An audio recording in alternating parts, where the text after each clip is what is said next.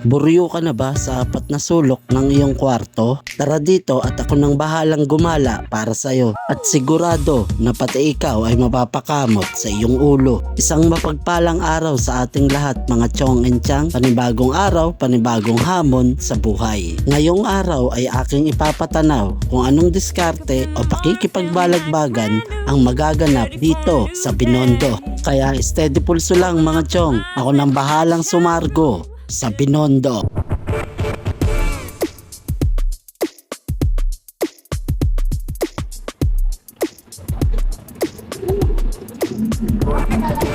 Sabi mo naman, ang Oka Tower.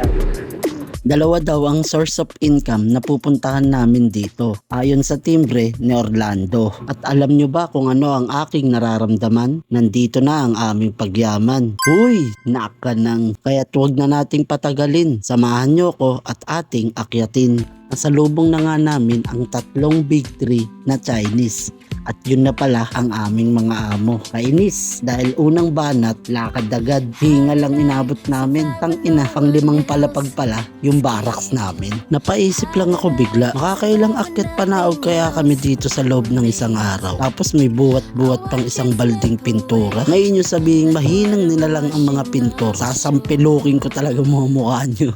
Hindi naman ako nagrereklamo o umaangal. Marahil ito ang aking kapalaran. Nais ko lamang ipabatid na lahat tayo ay kapit bisig mga kababayan ko. At sa hinabahaba nga daw ng prosesyon alam mo na kung saan ang punta nun, huwag kang tanga.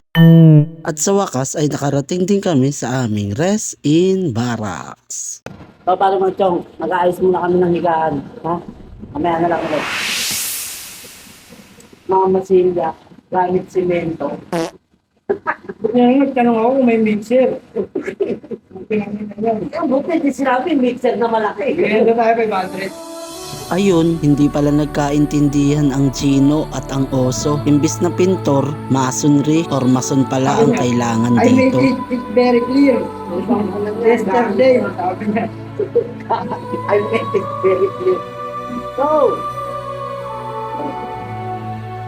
Gininaw ko kahapon na kailangan ko magtayo ng pader dito. Kinakina mo. ano, mamasilya tayo, gamit simento. Wala ko, dito na kami yaman eh. Chinatown? Chinatown na, no good ah. Okay lang ang sumablay, wag lang mamatay. At dito na nga papasok yung pangalawang source of income namin. Walang bibitaw ha. Tara, samahan mo ako.